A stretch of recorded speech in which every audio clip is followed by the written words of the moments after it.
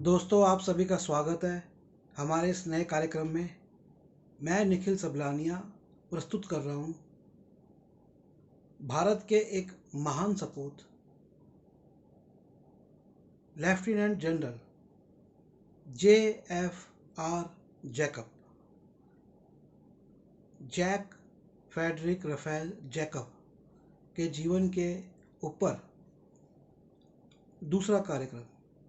इससे पहले मैंने एक और कार्यक्रम प्रस्तुत किया जिसमें मैंने उनके जज्बात बताए। वो कार्यक्रम आप ज़रूर देखिएगा कि 1971 के रियल हीरो, असली हीरो कौन थे। आज ये दूसरा कार्यक्रम है और इस कार्यक्रम में मैं उनकी बुद्धिमत्ता की बात करूंगा। लेकिन इस कार्यक्रम को मैं शुरू करूं उससे पहले मैं आपसे एक सवाल पूछता हूं जो कि बड़ा बचकाना है, और वो सवाल है कि अक्ल बड़ी या भैंस। आप में से बहुत से लोगों ने ये मुहावरा सुना होगा। हिंदी का बहुत ही प्रसिद्ध मुहावरा है कि अक्ल बड़ी बड़ी या भैंस, यानी कि आकार से कोई बड़ा होता है या अक्ल से बड़ा होता है। ये मुहावरा बचपन में मैंने भी स्कूल में सीखा, आपने भी सीखा, लेकिन जीवन के अंदर इस मुहावरे का एक उदाहरण अगर आपको मिले और वो भी एक विषम परिस्थिति में, तो ये तो बहुत ही ज़्यादा सीखने वाली बात है। तो आज जो मैं लेफ्टिनेंट जनरल जैकब जी के बारे में बताना जा रहा हूँ, उस बात से आपको ये जो मुहावरा है ये और अच्छे से समझ में आएगा। लेकिन मैं इससे पहले कि इस कार्यक्रम की शुरुआत करूं, मैं आपको वह वे प्रसंग बताऊं जिनसे हमें उनके जीवन और इस मुहावरे के बारे बारे में पता चलेगा। मैं आपको कुछ तथ्य तथ्य बताना चाहता हूं। 1971 की भारत और बांग्लादेश, भारत का ने जो बांग्लादेश की स्वतंत्रता के लिए पाकिस्तान से जो लड़ाई लड़ी थी उसके बारे में। बेशक और यकीनन, जैसा मैंने पहले कार्यक्रम में भी बताया कि जनरल जैकब यदि नहीं होते तो भारत के लिए वह जीत संभव नहीं थी। लेकिन हमारे 4000 सिपाही उस जंग में शहीद हुए और 14,000 सिपाही जख्मी हुए, घायल हुए। एयरफोर्स का भी बहुत बड़ा हाथ था। भारत के रक्षा मंत्री जगजीवन राम जी और भारत की प्रधानमंत्री श्रीमती इंदिरा गांधी जी, उनका भी बहुत बड़ा हाथ था। और भारतीय सेना, वायुसेना और नेवी का भी साथ में। उसके अंदर बंगाल की सरकार ने, उस समय के वेस्ट बंगाल की सरकार ने, पश्चिम बंगाल की सरकार ने साथ दिया था। और जो बांग्लादेश के लोग थे उन्होंने तो अपनी स्वतंत्रता की लड़ाई लड़ी थी। तो मैं आपको एक फ़ोटो दिखाता हूँ जिन्होंने नहीं देखा। ये पुस्तक है जिसका मैं अध्ययन कर रहा हूँ, आप ये पुस्तक जरूर पढ़िएगा लेकर। ये जैकब सर हैं। तो मैं इससे आगे उनकी जो बुद्धिमत्ता है, साहस तो उनमें था ही, क्योंकि बुद्धिमत्ता को रूप देने के लिए साहस की जरूरत होती है। लेकिन उस साहस के साथ साथ और उस बुद्धिमत्ता के साथ साथ एक जज्बे की भी ज़रूरत होती है, जो कि मैंने पहले वीडियो में बताया। तो वो पहले वाला वीडियो जरूर देखिएगा। थोड़ा सा आपको मैं इनका विवरण दे देता हूँ जो कि महत्वपूर्ण है। कि ये भारत में 200 साल पहले इनका परिवार बगदाद से आके बसा था। ये जू थे, यहूदी थे मूल रूप से। और भारत से इनको इतना बेपनाह प्यार था कि जो हमारी 71 की जंग हुई उसमें पाकिस्तान जो घुस नहीं पाया राजस्थान के बॉर्डर से, वो इनके द्वारा बिछाई गई 4000 एंटी टैंक माइंस के कारण था। तो ये एक बहुत बड़ा कंट्रीब्यूशन इनका था, एक बहुत बड़ा योगदान था इनका। ये आप वो वीडियो जरूर देखिए खैर, इनके एक ईस्टर्न कमांड जो होती है, जो मतलब पूरे भारत की जो फौज है, फौज का जो ईस्ट माने पूर्वी हिस्सा, जिसमें हमारे जो बॉर्डर चाइना से लगे होते हैं, और हमारे जो उस समय हमारे नए नए राज्य बने थे, उन सब राज्यों का, चाइना का, और उस समय जो जो आज बांग्लादेश है, उस समय ये ईस्ट पाकिस्तान था, इसका, ये सारे बॉर्डर्स के अंदर जो भी भारतीय फौज थी वो इनके अंडर में थी। तो वहाँ पर इतिहास ये है कि वहाँ पर जो पाकिस्तानी थे,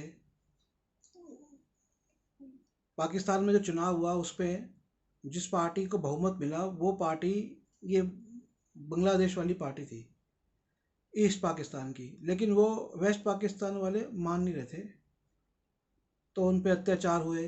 1 करोड़ लोग भारत के अंदर शरणार्थी बनकर आए। एक रजाकार करके एक फौज उन्होंने नागरिकों की खड़ी करी पाकिस्तान ने वहाँ पर, जो कि जो लोग स्वतंत्रता चाह रहे थे पाकिस्तान से, उनको उन्होंने मारना, टॉर्चर करना शुरू किया। बहुत बुरा टॉर्चर, महिलाओं के साथ बलात्कार। तो वो जो थे उसके अंदर खासकर बिहार के मुसलमान, बिहार वाले जो क्षेत्र है उसके बिहारी मुस्लिम जो रह रहे थे पहले से, वो थे। और पाकिस्तान ने अपनी बहुत बड़ी फौज वहाँ भेजी हुई थी, जो कि वहाँ के लोगों को के ऊपर टॉर्चर कर रही थी। फौज कभी भी ना डायरेक्ट कुछ खुद नहीं करती है, तो वो वहाँ के लोगों को ट्रेन करती है, लोकल लोगों को। लोकल लोग गलत काम करते हैं। तो भारत के ऊपर एक, इन्होंने मदद तो मांगी थी भारत से, और भारत के ऊपर रिस्पॉन्सिबिलिटी थी, क्योंकि वहाँ पे हिंदू भी बहुत थे, और क्योंकि भारत का हिस्सा रहा है बंगाल, आज का बांग्लादेश। तो भारत ने मदद के लिए अपनी सेना भेजी।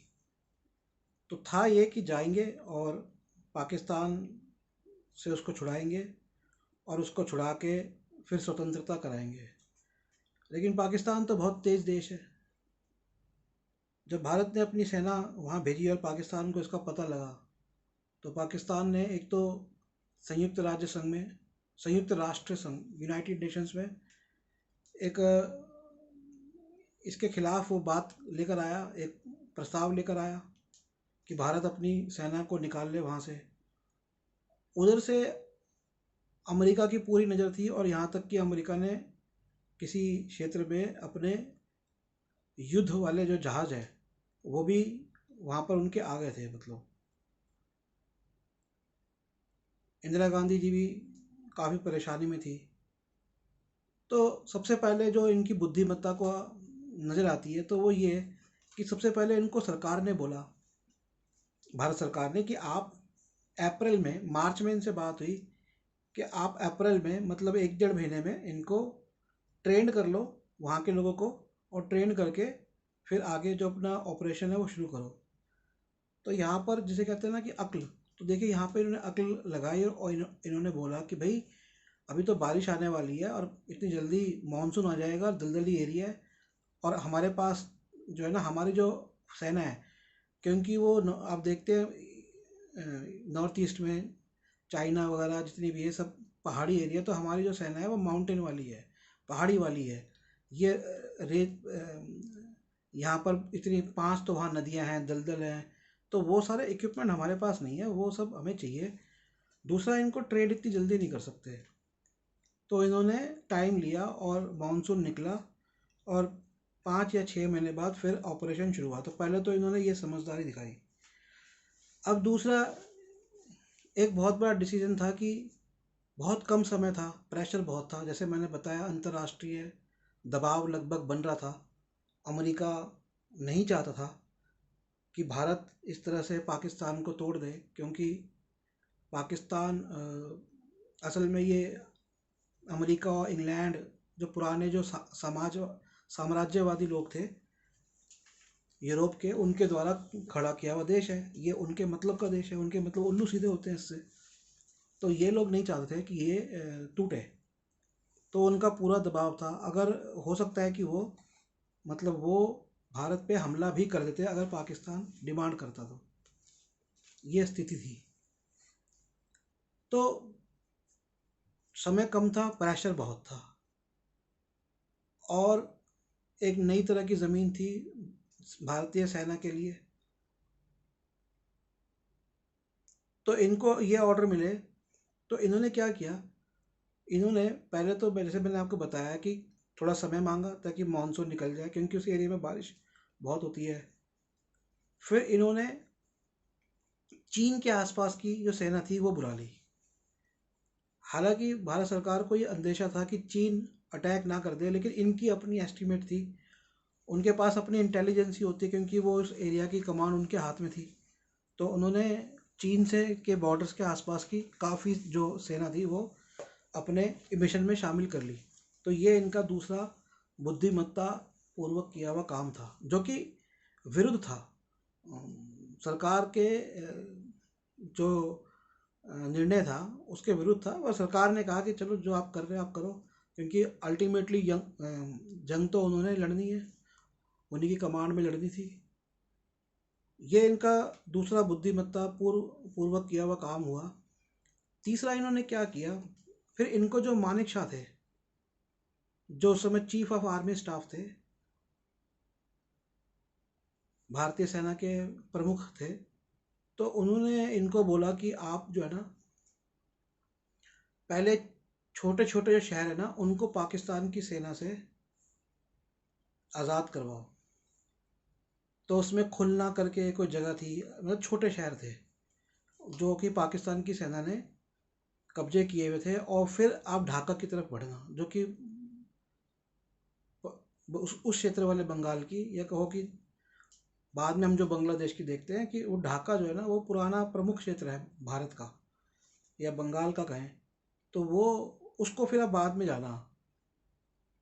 तो यहाँ पर भी उन्होंने बुद्धिमत्ता दिखाई, क्योंकि समय कम था, अंतर्राष्ट्रीय प्रेशर भी बहुत था भारत के ऊपर। तो इन्होंने कहा नहीं, अगर हम छोटे शहरों के चक्कर में पड़ेंगे तो समय बहुत लग जाएगा, और उनको छुड़ाने के चक्कर में, अच्छा फिर ये भी होता है कि आर्मी जो है ना और आ जाती पाकिस्तान की, नेवी भी आ जाती पाकिस्तान की। तो इन्होंने कहा कि नहीं, हम मैं सीधा जाऊंगा और फोर्स को लेके सीधा हम ढाका जाएंगे। अब ढाका जाएंगे और शहरों से ना होते हुए जाएं, तो फिर इनका एक चौथा समझदारी भरा डिसीजन इन्होंने लिया, निर्णय लिया कि हम रोडों से ना होते हुए जाएंगे। तो ये भारत की जो सेना की ना, इसकी एक ये रणनीति हुआ करती थी इसकी, कि ये रोडों के दोनों तरफ चला करते थे। तो वो छोड़ के इन्होंने कहा हम ना जो ऐसे क्षेत्र हैं, धूल भरे क्षेत्र हैं, पगडंडियाँ हैं, मतलब छुपे हुए जो रास्ते हैं मुख्य मार्ग से हटकर, वहाँ से सेना लेके जाएंगे जिससे दुश्मन से बचा जा सके। तो ये इनका चौथा समझदारी बुद्धिमत्ता पूर्वक किया हुआ काम था। फिर जब ये वहाँ पर चले गए तो वहाँ पर एयरफोर्स ने इनका साथ दिया।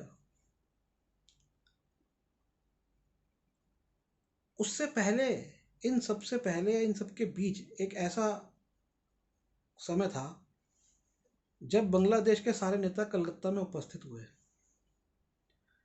वहाँ पर उपस्थित होने पर इन्होंने एक आज़ादी का घोषणा पत्र तैयार कर लिया खुद ही, और सरकार को, भारत सरकार को भी नहीं पता था, और उनको भेज दिया और वो स्वीकार करवा दिया। और भारत सरकार ने भी कह दिया ना चाहते हुए भी कि जैसा आप कर रहे हो चलो वैसा करो। तो वहीं से एक्चुअली बिल्कुल एकदम शुरुआत से, ये शुरुआत की बात है उनके ऑपरेशन शुरू करने से पहले, क्योंकि अगर वो अंतरिम सरकार नहीं होती तो उसकी परमिशन के बिना तो ये नहीं जा सकते थे, तो वो परमिशन चाहिए थी सरकार की। तो जो अंतिम सरकार थी उसको इन्होंने अपने अपने लेवल पर, उसमें कोई मंत्री नहीं आया भारत सरकार का, कोई बड़ा नेता नहीं आया, इन्होंने अपने लेवल पर ही तैयार करवा दी थी। ये भी इनका एक बुद्धिमत्ता पूर्वक काम था, क्योंकि समय कम था। अब देखिए, इंसान एकदम से इतना अनुभवी नहीं होता। इनकी जो आर्मी में जो काम इन्होंने शुरू किया था वो ब्रिटिश टाइम पे 1941 में शुरू किया था, जब वर्ल्ड वॉर टू द्वितीय विश्व युद्ध चल रहा था। उसके बाद कई युद्धों में इन्होंने हिस्सा लिया। उसके बाद 1962 का युद्ध, 1965 का युद्ध, भारत पाकिस्तान, भारत और चीन का, वो भी इन्होंने देखा। तो इनका अनुभव बहुत गहरा था। और दूसरा, इनके अंदर एक बात थी कि ये हमेशा जो इनको सही लगता था वो करते थे। कई बार ऐसे मौके आए जब इन्होंने अपने सीनियर्स से अलग हटकर सुझाव दिए और उन सुझावों पे अमल किया गया। तो अब इनका एक और जो बुद्धिमत्ता पूर्वक हमें पता लगता है इनके यहाँ, इस बीच में एक बार एक कोई अमेरिकी रिपोर्टर था। तो इनको ये बड़ा मज़ेदार वाक्य है इनके जीवन का। तो इस बीच में कोई अमेरिकी रिपोर्टर था। वो अमेरिकी रिपोर्टर खुफिया जानकारी भारतीय सेना की इकट्ठी करने आया था और इसकी भनक इनको लग गई। तो उसको कैसे भ्रमित किया जाए, जाल में फंसाकर, ये इन्होंने किया कि वो इनके घर आया। तो इन्होंने सेना की पोजीशन का एक मैप लगा दिया और वो मैप में जो पोजीशन दिखाई वो उसको भ्रमित करने के लिए झूठी दिखाई। तो वो सिर्फ एक रिपोर्टर नहीं था, वो रिपोर्टर अमेरिका का था। मतलब कि अमेरिका का रिपोर्टर जानकारी लेकर, वो सारी जानकारी अमेरिका के जरिए पाकिस्तान को मिल जाती, सेना को उनकी। तो इन्होंने ऐसी पोजीशन दिखा दी कि वो भ्रमित हो गया और उसने वो गलत जानकारी आगे पास कर दी। तो इसका भी जो भारतीय सेना थी उसके कार्रवाई में उसका फ़ायदा हुआ। अब इसके बाद इनका एक और, मतलब आप देखिए कितने बुद्धिमत्ता पूर्वक, जिसे कहते हैं ना, मैंने पहले कहा कि अक्ल बड़ी या भैंस, तो कितने बुद्धिमत्ता पूर्वक इनके कार्य रहे। अब ये ढाका पहुंचे मात्र 3,000 की फौज लेकर, भारतीय सेना। हालांकि हजारों की संख्या में जो इन्होंने बांग्लादेश की एक संगठन था मुक्ति वाहिनी, उनके जो जो बांग्लादेश के नागरिक थे, जो स्वतंत्रता सेनानी थे वहाँ के, उनको तैयार किया था, वो हजारों की संख्या में थे। अच्छा, उनमें से भी एक उनका अलग अलग नेताओं के अंडर में थे। जैसे 20,000 की फौज किसी नेता के पास, 10,000 की फौज किसी नेता के पास, ऐसे अलग अलग चंद चंद टुकड़ियों में अलग अलग नेता थे। और वहाँ पर एक नेता थे बड़े फेमस, टाइगर सिद्दीकी नाम से, जिनका असल नाम शायद कादिर सिद्दीकी ऐसे था, जो बाद में बांग्लादेश सरकार में नेता ही बने। तो वो फौज के सिपाही थे जो कि नेता बन गए थे उस समय स्वतंत्रता आंदोलन में बांग्लादेश के। उनके बारे में बताते हैं कि उन्होंने, वो शुरू से ना थोड़े टेढ़े आदमी थे, तो वो कभी मानते नहीं थे इनकी। और पूरे ऑपरेशन में उन्होंने कभी भी जो है ना, कोई एक गोली तक नहीं चलाई। लेकिन यहाँ पर जब ढाका में जब सब कुछ हो गया, तो वो किस तरह से जनाब उपस्थित हो गए हजारों लोगों को लेके, और वहाँ भी इन्होंने कैसे डील किया। तो अभी ढाका आए, ढाका में एयरफोर्स ने बहुत अच्छी गोलीबारी करी। तो सब गोलीबारी से पहले तो वहाँ के जो गवर्नर है उन्होंने, वो डर गए। वो पाकिस्तान के थे, जो आज का पाकिस्तान है वहाँ के एरिया के थे। वो डर गए, उनको डर लगा अपने परिवार का, उन्होंने रेजिग्नेशन दे दिया। उनको इन्होंने वहाँ पे इंटर कॉन्टिनेंटल होटल में भिजवा दिया सेफली। अब वहाँ पर जो थे पाकिस्तान की जो सेना के प्रमुख थे उस समय, वो थे न्याजी, जनरल न्याजी, ए के न्याजी ऐसे उनका नाम है। तो आप सर्च कर सकते हो उनके बारे में। तो बड़ी मज़ेदार बात यह है कि अब हो ही रहा था कि संयुक्त राष्ट्र संघ में, यूनाइटेड नेशन ऑर्गेनाइजेशंस में, पोलैंड को लेकर कोई प्रस्ताव चल रहा था। और उस पोलैंड के प्रस्ताव के बाद ही जो है ना, वो प्रस्ताव आता पाकिस्तान का, जिसके अंदर वो प्रस्ताव पास होना था। और होके प्रस्ताव पास होते ही ये डिक्लेयर हो जाता कि भैया भारत वहाँ से निकल जाए। और अगर भारत नहीं निकलता तो अमेरिका की सेना भी यहाँ आ जाती बांग्लादेश वाले क्षेत्र में, और एक अलग स्थिति होती। तो 24 घंटे के समय में, कि ये प्रस्ताव मान लीजिए 24 घंटे बाद पास हो, उससे पहले इनके दिमाग पे, इनको पता था कि क्या चल रहा है, वो कभी भी पास हो सकता है। तो इन्होंने जो न्याजी थे उनके सामने सरेंडर करने की पेशकश रख दी। और वो जैसे इन्होंने पहले अंतरिम सरकार के लिए डॉक्यूमेंट खुद ही बना दिया था, अपने टाइपराइटर पे इन्होंने प्लेन पेपर पे वो सरेंडर के डॉक्यूमेंट बना दिया, उसकी शर्तें रख दी। सरेंडर मतलब आत्मसमर्पण। पाकिस्तान आत्मसमर्पण करने को कभी राजी नहीं था। जनरल नियाजी पहले बोल चुके थे कि भैया हम मर जाएंगे लेकिन हम आत्मसमर्पण नहीं करेंगे। वहाँ पर जो यूनाइटेड नेशंस के अंदर इनके प्रधानमंत्री थे भुट्टो, जुल्फ़िकार अली, जुल्फ़िकार अली भुट्टो ऐसे इनका नाम था, जुल्फ़िकार जुल्फ़िकार खान, जुल्फ़िकार अली भुट्टो, बेनज़ीर भुट्टो के पिता। उन्होंने वो प्रस्ताव आत्मसमर्पण का फाड़ दिया था और वो करते नहीं समर्पण, क्योंकि उनकी पूरी स्ट्रेटजी थी, क्योंकि अमेरिका उनके साथ था, संयुक्त राज्य राष्ट्र संघ उनके साथ था, यूनाइटेड नेशंस उनके साथ था, उनकी सेना जा रही थी। लेकिन और वहाँ पर उनकी 26,400 सेना थी, जबकि भारत की सेना थे 3,000 और मुक्ति वाहिनी थी। लेकिन उनकी सेना के पास इतना असला था कि वो चाहते, ऑन रिकॉर्ड देखा जाए तो 2 हफ्ते के लिए, लेकिन उनके जो दूसरे सेना के अफसर थे उन्होंने कहा था हम 1 हफ्ते के लिए लड़ सकते हैं। लेकिन 2 हफ्ते या 1 हफ्ते नहीं, सिर्फ एक दिन, एक दिन ही काफ़ी था कि अगर एक दिन वो लड़ लेते तो स्थिति दूसरी होती। और स्थिति क्या हुई कि उसके बाद भारत, बांग्लादेश बनने के बाद भारत भारतीय उपमहाद्वीप में या कहें एशिया में एक महाशक्ति के रूप में अपना प्रथम चरण शुरू करता है।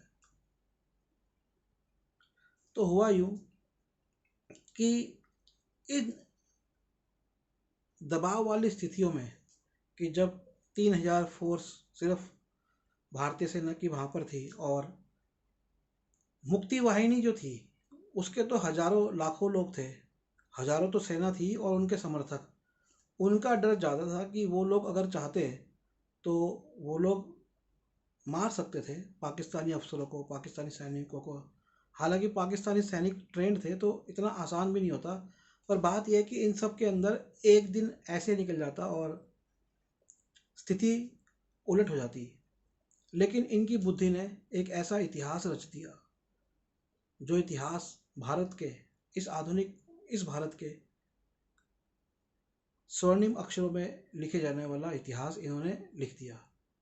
और न केवल भारत के बल्कि दुनिया के जितने भी युद्ध हुए हैं, लिखित रूप से जिनके रिकॉर्ड हैं, उन सब के, उन सब युद्धों में लिखे जाने वाला एक स्वर्णिम इतिहास इन्होंने लिखा। और वो इतिहास उन्होंने ये लिखा कि आज तक, मतलब तब तक ऐसा कोई आत्मसमर्पण नहीं हुआ था जो बिना किसी शर्त के हुआ हो। ए सरेंडर विदाउट एनी कंडीशन। दुनिया में जितने भी युद्ध के बाद जो भी संधियाँ हुई, जो भी समर्पण हुए, समर्पण की बात करूँगा मैं, संधि तो अलग हो गई, संधि में तो होता ही है दोनों तरफ से, लेकिन कोई भी समर्पण बिना शर्त के नहीं हुआ। ये इतिहास, विश्व का इतिहास इन्होंने रचा कि इन्होंने पाकिस्तान से बिना किसी शर्त के आत्मसमर्पण करवाया। और यहाँ इन्होंने क्या दिमाग में चले, इन्होंने जनरल नियाजी को एक प्रस्ताव रखा कि हम ये जो सरेंडर का आपको जो डॉक्यूमेंट दे रहे हैं साइन करने के लिए, इसमें भारत का कहीं नाम नहीं है, तो ये नहीं होगा कि आपने भारत के आगे सरेंडर किया। दूसरा कि हम आपके जो भी यहाँ पे परिवार हैं और जितने भी सैनिक हैं, आप यहाँ से निकल नहीं पाएंगे क्योंकि मुक्ति वाहिनी बहुत ज़्यादा मात्रा में है और उनका निकलना मुश्किल है, आप लोगों का निकलना मुश्किल है, वो आपको जिंदा नहीं छोड़ेंगे। क्योंकि जो मुक्ति वाहिनी थी, बांग्लादेश के जो स्वतंत्रता सेनानी थे, वो वाकई में बहुत गुस्से में थे और वो लोग निरंतर जो है लोगों को मार रहे थे, जैसे रजाकार थे उनको मार रहे थे, बल्कि भारतीय सेना उनको बचा रही थी। तो ये उन्होंने कहा कि आप यहाँ पे आत्मसमर्पण करिए, हम आपको बचाएंगे और सेफली आपको लेके जाएंगे रिस्पेक्ट के साथ। यहाँ पर एक इतिहास मैं स्पष्ट करना चाहूँगा, ये पढ़ते हुए जानते हुए मुझे आया, और मुझे भी ये ऐसा, मैंने भी और जगहों पे पढ़ा था, कई लोगों से मैंने बात करी करी थी, और ये एक प्रश्न उठता है बहुत बड़ा कि जब पाकिस्तान ने सरेंडर कर दिया था और हमारे पास पाकिस्तान की ज़मीन भी आ चुकी थी, तो हमने पाकिस्तान के 93,000 सिपाहियों को वापस क्यों दिया और हमारे कई सिपाही नहीं आए। हमारे कई सिपाही वापस नहीं आए, इस बारे में मैंने अभी और जानकारी नहीं पड़ी है, लेकिन ये पढ़ते हुए मुझे एक बात समझ में आई कि हम ऐसा नहीं कर सकते थे कि सिपाहियों को रखते, क्योंकि ये जो आत्मसमर्पण जनरल जैकब ने करवाया जनरल नियाजी से, वो आत्मसमर्पण में उन्होंने ये जो पॉइंट लिखे थे, इसके बारे में उन्होंने भारत सरकार को बता दिया था, और भारत सरकार ने उनको छूट दे दी थी कि आपको जो करना है आप करो। तो जाहिर सी बात है कि जब अनुबंधन हो गया कि हम आपके सैनिकों को वापस भेज देंगे और उनका ध्यान रखा जाएगा, ऐसा था, तो ऐसा ही करना था, तो ऐसी स्थिति में भारत को सैनिक वापस भेजने ही थे। तो मुझे उम्मीद है कि ये बात इतिहास की अब तक जो एक बात कही जाती है कि उस समय की सरकार ने सैनिक भी दे दिए और ज़मीन भी दे दी, वो बात इस तथ्य से स्पष्ट हो जाती है कि हमें तो उनके सैनिक भेजने ही थे, क्योंकि ये हमने उनसे डील कर ली थी। एक और बात है कि आज तक एक मुद्दा बना हुआ है और हाल ही में कुछ केस भी हुए भारत और बांग्लादेश के आसपास के जो क्षेत्र हैं उनको लेकर। तो अब यहाँ पर जनरल जैकब ने बताया कि उन्होंने जब बांग्लादेश में ये सारे ऑपरेशन शुरू होने से पहले या उसके बीच में, जब बांग्लादेश में अंतरिम सरकार बनी एक बांग्लादेश की, तो उस समय उन्होंने ये बात कही थी, उठाई थी प्रस्ताव में कि अब अगर सरकार बन रही है तो भारत के साथ इनके कौन से क्षेत्र पक्के होंगे ये अभी साइन करवा लो। लेकिन भारत सरकार ने इसको छोड़ दिया, और वो मुद्दा इस किताब के उन्होंने जो किताब प्रकाशित करी 2011 में, तब तक तो ये मुद्दा चल रहा था। तो अब आते हैं कि उस दिन जिस दिन इनकी बात हुई पाकिस्तानी जनरल न्याजी से, और इन्होंने उनको समझाया कि देखिए हम आपके 93,000 सैनिकों को ठीक ठाक आपके मुल्क भेजेंगे, उनका ध्यान रखेंगे, आपके परिवार को बचाएंगे, ऐसी और दो चार शर्तें थी, और जिसमें भारत का नाम नहीं लिया कि उनको भी ऐसा फील ना हो, तो वो मान नहीं रहे थे। तो इन्होंने 3 बार पूछा, वो माने नहीं, इन्होंने कह दिया भैया अब ये माना जाएगा, और फिर उसके बाद उनको सबके सामने ये करने के लिए भी तैयार किया, और एक आत्मसमर्पण की प्रक्रिया होती है कि अपना शस्त्र आपको देना होता है, तो ऐसा उन्होंने तो दिया उनको। पाकिस्तान जनरल रो भी रहे थे, उनको अच्छा नहीं लग रहा था, क्योंकि जो भी उनकी प्लानिंग थी, हर एक के अपने भाव होते हैं, पर खुले में स्टेडियम में जाकर इन्होंने आत्मसमर्पण करवाया।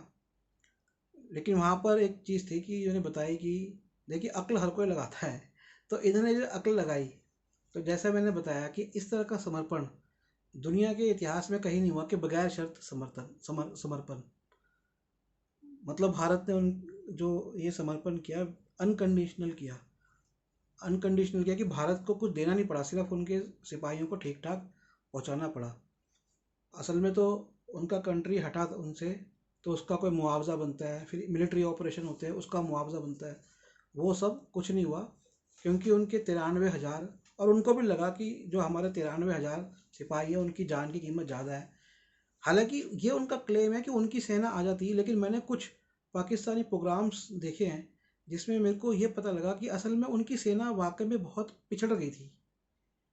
वो जिस टाइम पे भेजनी थी उनको, बाकी और सेना उनको 2 लाख या 3 लाख सैनिक और आने थे, वो बहुत पीछे आए।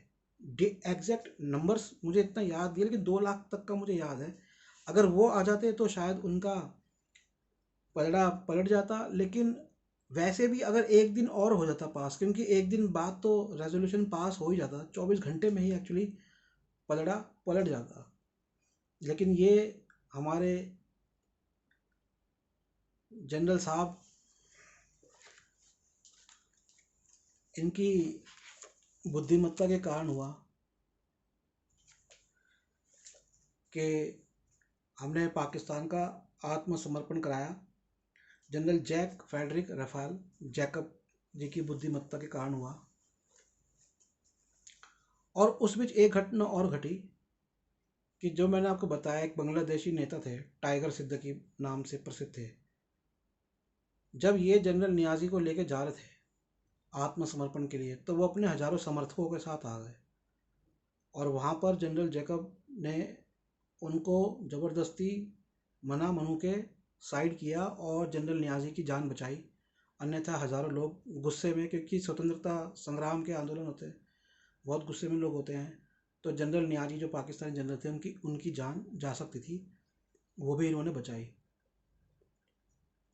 पर आत्मसमर्पण में जो बड़ी मज़ेदार बात थी वो ये कि जनरल न्याजी ने जो अपनी रिवॉल्वर इनको आत्मसमर्पण में दी, वो उनकी पर्सनल रिवॉल्वर नहीं थी, वो उन्होंने बदल दी थी किसी दूसरे रिवॉल्वर से, क्योंकि ये चली हुई रिवॉल्वर नहीं थी।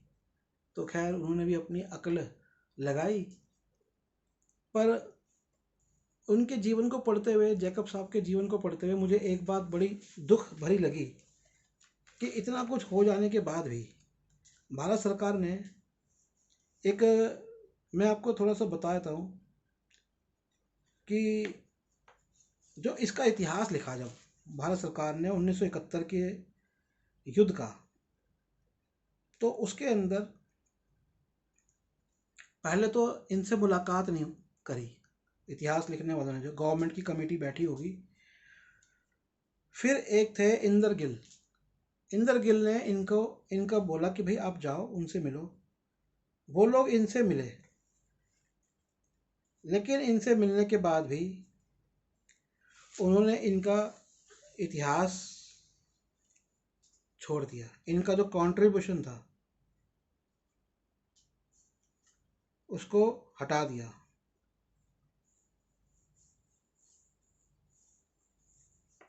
तो ये एक दुख भरी बात मुझे पता लगी कि सरकार को ऐसा नहीं करना चाहिए था। तो जो इनके साथ हुआ, और ये ट्रेनिंग भी देते थे। मुझे तो ऐसे लगता है कि अच्छा, और जो 4,000 सिपाही भारत के सैनिक जो शहीद हुए उस युद्ध में, हमने इंडिया गेट देखा है जहाँ 70,000 सैनिकों के नाम गुदे हुए हैं जो प्रथम विश्व युद्ध में शहीद हुए थे। लेकिन वो 4,000 सैनिकों के नाम कहीं ऐसे कोई स्मारक बनाओ तो मेरे तो ध्यान में नहीं है। यदि है तो अच्छी बात है, नहीं है तो मुझे लगता है सरकार को वो बनाना चाहिए। और हमने देखा, अच्छा इनके जीवन में एक और चीज़ है कि इस सिर्फ ये नहीं है, 71 के युद्ध से तो इनको जाने लगा है, लेकिन इसके अलावा इनको सरकार ने जो जटिल से जटिल समस्याएं थी ना वहाँ भेजा। और देखिए, कोई सिर्फ एक इनको अवार्ड दिया है, कोई मैंने जैसे पहले वीडियो में भी कहा है कि इनको भारत रत्न मिलना चाहिए। इनको कश्मीर में भेजा वहाँ की समस्याओं के लिए, इनको नागालैंड भेजा वहाँ की समस्याओं के लिए। तो कई जगहों पे इनको और ऐसी जगह तो भेज दिया कि जहाँ पर समस्याएं थी और शायद कोई और उन समस्याओं को हल नहीं कर पाता, लेकिन जब इतिहास लिखा तो इनका नाम ही नहीं लिखा गया। तो ये कितने दुख की बात है। एक और जो मैंने इनको पढ़ते हुए मुझे बात समझ में आई, और वो सिर्फ भारत की समस्या नहीं है, वो पूरी दुनिया की शायद समस्या है, कि जो अपॉइंटमेंट होती है ना, नियुक्तियां होती हैं आर्मी में उच्च स्तरीय, उसके अंदर कहीं ना कहीं राजनीतिक जो लॉबी होती है उसका हाथ होता है। तो वो नहीं होना चाहिए।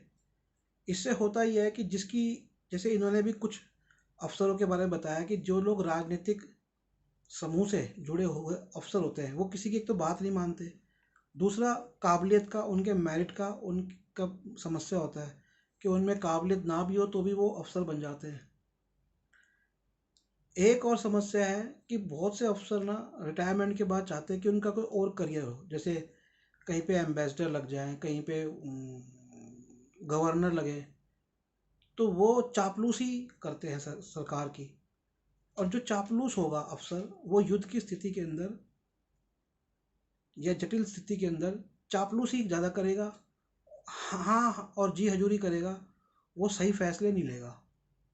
तो ये भी एक बहुत बड़ी समस्या है जो कि नहीं होनी चाहिए किसी भी देश की फौज के अंदर। मैं यहाँ पर किसी एक देश की फौज की बात नहीं कर रहा, सभी देशों की फौज की बात कर रहा हूँ। क्योंकि ये जो युद्ध क्षेत्र है ना, ये अब जैसे मैंने आपको बताया कि 24 घंटे का अगर फासला बीत जाता तो बांग्लादेश नहीं बन पाता। तो युद्ध के अंदर ये इनके बारे में और इनके जो रणनीतियाँ हैं उनके बारे में पढ़ के तो यही पता लगता है कि जो युद्ध है ना, युद्ध का जो काम है, सुरक्षाओं का जो काम है, देश की सुरक्षा का जो काम है, ये बहुत ही जटिल ऑपरेशन होते हैं, इनको हल्के में नहीं ले सकते। टाइमिंग इनमें बहुत मैटर करता है, कोऑर्डिनेशन, ट्रस्ट, स्किल बहुत ज़्यादा मैटर करती है। तो इनके अंदर किसी भी तरह का कॉम्प्रोमाइज़ होना और वो सही नहीं होता। और एक और चीज़ जो इसे पता लगी है वो ये कि असली जो युद्ध होता है वो ज़मीन पे होता है, और जो वहाँ पर स्थिति को संभाल रहे होते हैं बरसों से वो होते हैं। अच्छा, ये भी पता चला कि कुछ अफसर ऐसे भी होते हैं कि जिनकी जान पहचान अच्छी होती है, पॉलिटिकल अपॉइंटमेंट होती है, उनको भेज दिया जाता है और वहाँ जाने के बाद उनकी तबीयत खराब हो जाती है या फिर वो पीछे भी हट जाते हैं कई बार। ऐसे भी कई अफसरों का जिक्र इन्होंने किया है। तो ये सारी जो समस्याएं हैं ये भी अ, सभी देशों को, अपने देशों के जो भी सुरक्षा बल है उनमें देखनी चाहिए, मुझे ऐसा लगा। और आपको भी मुझे लगा कि पता चलना चाहिए कि हम सिर्फ एड्रेनलिन हाई करके, मतलब एक बहुत बड़े जज्बात के अंदर होकर हम सिर्फ फौज की बात ना करें। वहाँ पे भी समस्याएं होती हैं, वहाँ भी ह्यूमन फैक्टर होता है, वहाँ भी पॉलिटिकल फैक्टर भी होता है, चापलूस वहाँ भी होते हैं, और वहाँ भी जनरल जैकब जैसे सीधे साधे बुद्धिजीवी देशभक्त लोग भी होते हैं कि जिनको इतने महत्वपूर्ण विजय दिलाने के बाद, क्योंकि देखिए एक तो इन्होंने जो आत्मसमर्पण कराया, जैसे मैंने बताया कि इतिहास में ऐसा नहीं हुआ, अनकंडीशनल, बिना किसी शर्त, भारत को कोई मुआवजा नहीं देना पड़ा। दूसरा ये कि अगर वो 24 घंटे में अपनी चतुरता से, अपनी बुद्धिमत्ता से वो डिसीजन ना लेते। तीसरा ये कि वो कई डिसीजंस उन्होंने सरकार के विरुद्ध लिए, यहाँ तक कि जैसे चीनी बॉर्डर से भी उन्होंने फोर्स को हटा दिया और यहाँ लेकर आ गए। इतने सारे मैंने आपको उनके बुद्धिमत्ता वाले काम बताए इस वीडियो में कि उन्होंने शुरुआत में ही बोल दिया कि भैया इतना टाइम नहीं लगेगा, मुझे टाइम चाहिए प्रिपरेशन के लिए, मानसून आ रहा है, अभी हम नहीं जा सकते हैं, हमारे पास साधन नहीं है। तो अगर वो सरकार के डिसीजंस के विरुद्ध जाकर अपना डिसीजन नहीं लेते तो जंग नहीं जीत पाते। तो ऐसे जो काबिल अफसर हैं, जो काबिल सैनिक हैं, उनको युद्ध क्षेत्र में अगर चापलूस अफसर होंगे, कोई चापलूस रक्षा मंत्री होगा या दब्बू प्रधानमंत्री होगा, तो वो ऐसे डिसीजन नहीं ले पाएंगे। या प्रधानमंत्री ऐसा हो कि नहीं जो मैं कह रहा हूँ वही सही है, या अफसर ऐसा हो जो मैं कह रहा हूँ नहीं वही सही है। तो ये जो समस्या है ना, ये सिर्फ फौज की नहीं है, ये समस्या लगभग हर क्षेत्र की होती है, हर क्षेत्र में ऐसा होता है। अब मेडिकल क्षेत्र में मैंने देखा है, जिस क्षेत्र से मैं जुड़ा रहा हूँ वहाँ भी मैंने देखा है।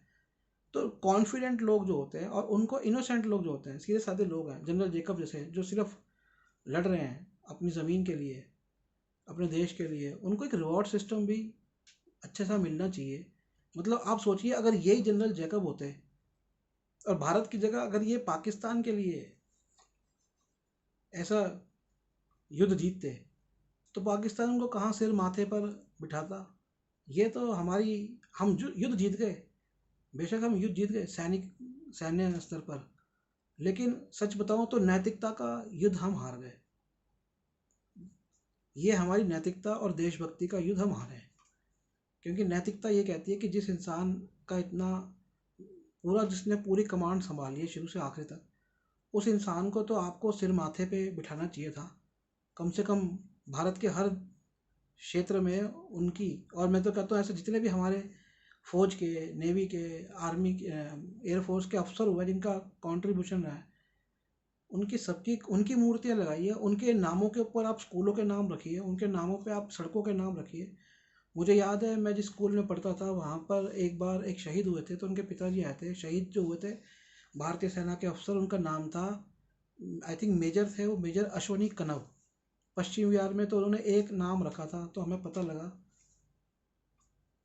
तो ये हमें देना है। और ये इसको पढ़ने के बाद मैं एक और बात कहूँगा कि इनकी बातों से मुझे ये भी लगा कि जो हम जो सिविलियंस हैं ना, हम जो नागरिक हैं, हम जोकर हैं, जोकर, बिल्कुल जोकर है हम लोग। कौन सा जोकर? वो जोकर नहीं कि जिसमें कोई कला है, वो जोकर जिस पे दुनिया हंसती है।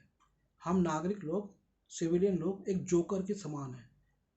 तो ये बताते हैं कि मैं 6 महीने गोवा का गवर्नर रहा और पता नहीं 3 या 6 सरकारें बदल गई, ऐसे ही कुछ उस दौर में। कहते हैं वो, इन्होंने नेहरू जी का एक अफसर से वार्तालाप किया कि नेहरू जी ने उनको किसी काम के लिए रोका, और बताते हैं नेहरू जी फिर पार्लियामेंट में ही उन अफसर पे बात डाल दी कि वो पलटी मारे।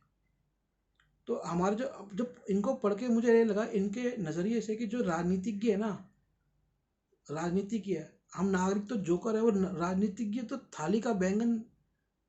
तो ये थाली का बैंगन और जोकर, हम जोकर हैं क्यों? जोकर, मुझे ऐसे लगता है हम सिविलियंस जोकर हैं, हम आम नागरिक, क्योंकि हम किस तरह से अपनी ज़िंदगी बिताते हैं। पैसे के पीछे पागल हैं, पता नहीं घटिया घटिया चीज़ों के पीछे पागल होते हैं, देश से हमें मतलब नहीं होता। थोड़ा पैसा आ जाए बस, कब इस देश को छोड़ के निकल जाएं। भूल जाते हैं कि इस देश की ज़मीन में हमारे भाइयों का खून है, उस खून से ये ज़मीन की मट्टी सींची गई है। तो हम ऐसा सोचते हैं, हम देश के बारे में तो कभी सोचते ही नहीं, हम सिर्फ, और हम इसलिए हो गए क्योंकि जो हमें चला रहे हैं ना, वो जो थाली के बैंगन है। हम अगर जोकर हैं तो वो महा जोकर हैं, बिल्कुल मौका परस्त पॉलिटिशियंस। कभी इधर हो जाते हैं, कभी उधर हो जाते हैं। किसी भी पॉलिटिशियन का अभी तक मेरे को कोई भी सैद्धांतिक रूप से टिकता हुआ एक राजनेता नज़र नहीं आता। तो ये भी मुझे पढ़ के समझ में आया, इनको पढ़ के।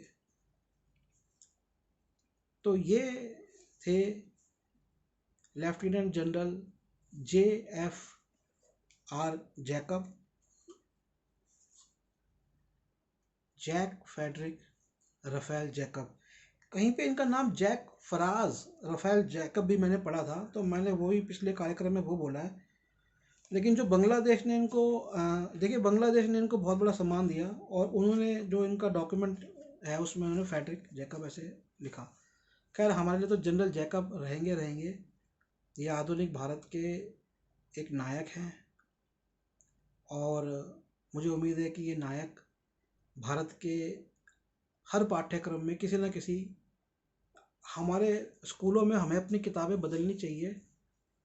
एक हिंदी में नेवी, आर्मी, अब हमें इतिहास, अभी तो हम कहते थे हमें मुगलों का इतिहास नहीं पढ़ना, मैंने कहीं पढ़ा है कि अब हम कुंभ का इतिहास पढ़ रहे हैं। नहीं, छोड़ो बकवास की बातें, हमें अपनी सेना का और अपने विज्ञान का इतिहास पढ़ना है। अपनी आधुनिक जो हमारे संविधान निर्माता हैं उनका इतिहास पढ़ना है। हमें हमारे जजों का इतिहास पढ़ना है।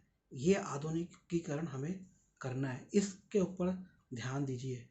हमें स्कूल में खाली फिजिकल एजुकेशन नहीं, मैंने कहा है पहले, आर्मी की ट्रेनिंग, एयरफोर्स की ट्रेनिंग, नेवी की ट्रेनिंग, हम बच्चों को ही शुरू से ही समुद्र में लेके जाए। हर बच्चे को तैरना आना चाहिए, हर बच्चे को घुड़सवारी आनी चाहिए, फिजिकल ट्रेनिंग होनी चाहिए हर बच्चे की। अभी इतना किताबी किताबी डाल के बहुत हो गया, प्रैक्टिकल ट्रेनिंग देनी बहुत ज़रूरी है, क्योंकि जीवन के तजुर्बे जो होते हैं ना, प्रैक्टिकल, वो ज़्यादा महत्वपूर्ण होते हैं, और जीवन प्रैक्टिकल तजुर्बों से निकल के आता है। खैर, ये कार्यक्रम कैसा लगा? आप ये पुस्तक जरूर, ये रोली बुक्स ने प्रकाशित करी है, ये आप पढ़ सकते हैं, हिंदी में भी उपलब्ध है, आप अपना ऑनलाइन खरीद लीजिएगा। हमारी एक वेबसाइट है किताबों की, nspmart.com, जहाँ पर आप कई किताबें डॉक्टर अम्बेडकर जी की, बुद्धिज़्म पे, भारत की सामाजिक जाति की समस्याओं पर, अर्थशास्त्र पे ले सकते हैं। मैंने, मेरी भी कुछ किताबें हैं। मेरी एक खास किताब मैं चाहूँगा अर्थशास्त्र की आप पढ़ें, जिसका, जो कि कार्ल मार्क्स के लेख के ऊपर आधारित है। तो किताब का नाम है श्रम का विभाजन और निर्माण। और मुझे एक बार फ़ोन ज़रूर करिएगा कि आपको कैसा लगा ये कार्यक्रम। मेरा फ़ोन नंबर आप सेव करके हाय हेलो, या आपने ये देखा कार्यक्रम अच्छा लगा बुरा लगा, ऐसा ज़रूर लिख के भेजिएगा, सेव ज़रूर करिएगा। सेव करेंगे तो मैं अपने आगे वाले कार्यक्रम के लिंक आप तक भेज पाऊँगा। नंबर है 8527533051, 8527533051, 8527533051, 852। दूसरा नंबर लिख लीजिए 8851188170, 8851188170। एक और व्हाट्सएप नंबर है 8447913116। NSP मार्ट वेबसाइट हमारी nspmart.com है। जो वेबसाइट्स बड़ी बड़ी ही बकवास की चीज़ें होती हैं, क्योंकि इनका कंट्रोल हमारे पर नहीं होता, कभी हैक हो जाती है, कभी बंद हो जाती है। तो फ़ोन नंबर्स ज़्यादा स्टेबल है, इनको ज़्यादा सेफ है, आप फ़ोन पे बात कर सकते हैं। तो मैं निखिल सबलानिया विदा लेता हूँ आपसे। नमस्कार।